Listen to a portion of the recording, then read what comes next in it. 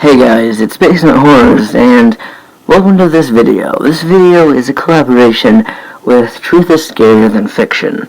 Basically what it is Truth is going to read 20 scary things the kids have said, and then I'm going to read you one scary kid's story. And then after this video, please go to Truth is Scarier Than Fiction's channel and watch his side of our collaboration. Thanks. And I'll see you at the end of the video. Hey guys, this is Truth is Scarier Than Fiction, and today I'm excited to be on Basement Horrors channel for 40 creepy things kids have said. Number 1. My daughter saw me getting dry skin off my shoulders after a bad sunburn and asked if she could keep my skin flakes and put them in a jar, so when I die, she can make a mommy mask and remember me always. Number 2. We had just moved into a new house and 2 kids showed up at the door. When I asked if I could help them, one of them said, "Our mom wants us to tell you, the old people that used to live here are buried at the end of the road." They ran off, and I have never seen those kids again, to this day. Number 3. My son telling me in the sweetest of voices in a consoling tone, "Don't worry, Mummy, I'll never murder you." Number 4. This is from my neighbor's 3-year-old. "When's the baby gonna come out of your tummy?" I didn't even know I was pregnant yet. Number 5. When my son was 3, he came and climbed into bed with us, crying. I asked what was wrong, and he said that the big fat man with a bloody hole in his head kept trying to open his window. My then 4-year-old daughter came up to me, put her hands on my belly, and said, "Mommy, you have a baby in your belly." Come to find out 2 weeks later that I was 3 weeks pregnant. She also said it was a boy. And she was right. She also did something very similar to her 2 teachers at her daycare. They called her the Baby Whisperer. Number 7. I jokingly asked, "What's the best way to get a girlfriend?" My 7-year-old's response, "Tell her to be my girlfriend, or she'll never see her parents again." Number 8. I was sound asleep, and at around 6 a.m. I was woken by my 4-year-old daughter's face inches from mine. She looked right in my eyes and whispered, "I want to peel all your skin off." A little backstory about this. I had earlier gotten a sunburn, so all my skin was peeling. Number 9. My co-worker's daughter always thought that the rattling of the water pipes in the kitchen cupboards were white wolves, and the sound scared her. One day she was sitting at the kitchen table and said, "Mom, the white wolves aren't bad, they're our friends." Her mom encouraged the idea by saying, "Yes, the white wolves are protecting us." Then her daughter added in, "They're our friends, but not the man who crawls under the floor and stands by my bed." Number 10. After I put my son to bed, I heard noises from his room. I found him standing in the corner saying, "Stop tickling me, stop tickling me." Number 11. When my son was 3, he used to do this weird crawl where he'd slide his forehead along the floor. Then one night he crawled across the hallway into my room like that and stood up a few inches from my face and made a weird meow sound. He got into bed with me and went to sleep. Possibly the creepiest thing he did was one day I scolded him for misbehaving, so he hid his head under the blanket. I pretended I couldn't find him by saying, "Where is my little Carson?" He slowly lowered the blanket with an evil stare and said, "Carson is gone. I am Rick. We never knew any Rick." Number 12. My daughter loves to count, so I was putting her to sleep. She started counting the people in the room. 1, 2, then she counted to 10, pointing at people I couldn't see in the darkened room. Number 13. When my daughter was 3, I went into her room at bedtime to tuck her in.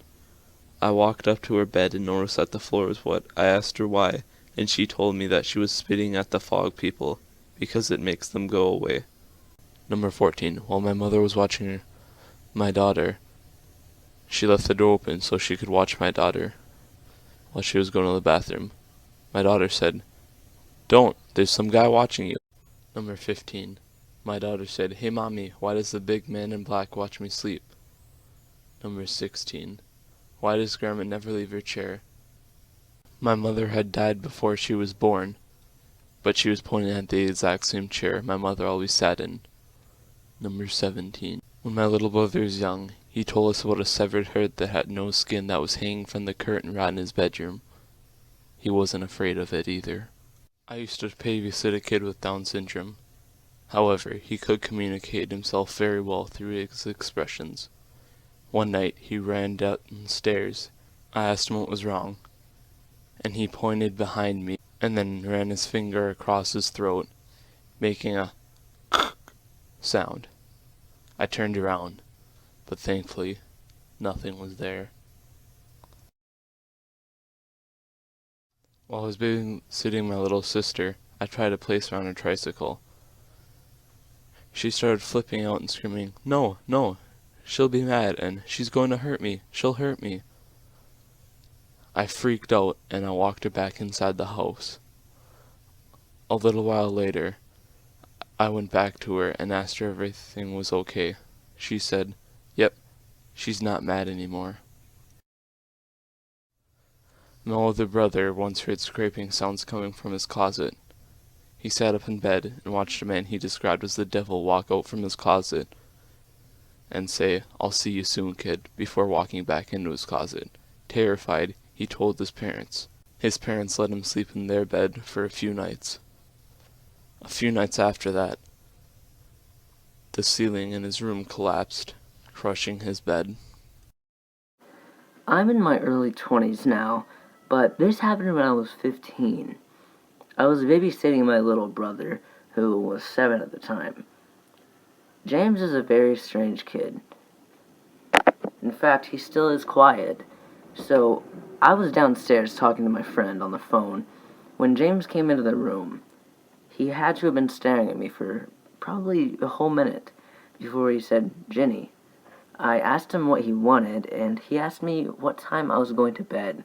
I told him it would probably be a little while, and he just nodded and left the room again. Very strange, but then again, he was too. All night, I heard him upstairs, walking around and talking. It was about 2 a.m. when I was dozing off, and the kid was still up. I walked up the stairs and heard him jump into bed and pull the covers up. The stairs are super creaky, so I guessed that he heard me coming. I opened the door and told him I knew he was still awake, that he needed to go to bed. I woke up when I heard him walk down the stairs. I followed him. I saw him grab a glass, fill it with water, and go into the laundry room. Then he took the glass up the stairs while I hid behind the couch. He left the glass outside of my door and went back into his room.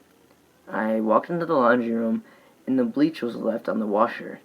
Then I went upstairs and grabbed the glass and smelled it. Yeah, that's right. The little freak tried to poison me.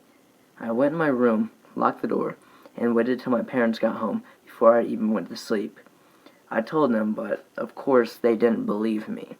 I've never really been close to James, but he says he doesn't remember any of it. But I always lock my door when I visit my parents now, just in case.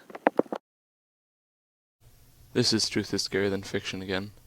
I'd like to thank Basement Horrors for letting me on his channel, and you can check out his video on my channel once it's uploaded. Hey guys, I hope you guys really enjoyed this video. And if you did enjoy the video, please like and subscribe, and after you do that, please jump over to Truth is Scarier Than Fiction's channel, subscribe to him, and check out his side of our collaboration. And make sure you like that video too. Also, if you have any scary true stories of your own, or any original artwork that you would like featured on my channel, please send them in to basementhorrors@gmail.com. Also, if you have any questions for me, I have a future Q&A coming up, so please leave those in the comments. Thanks, and until next time, have a horrific day.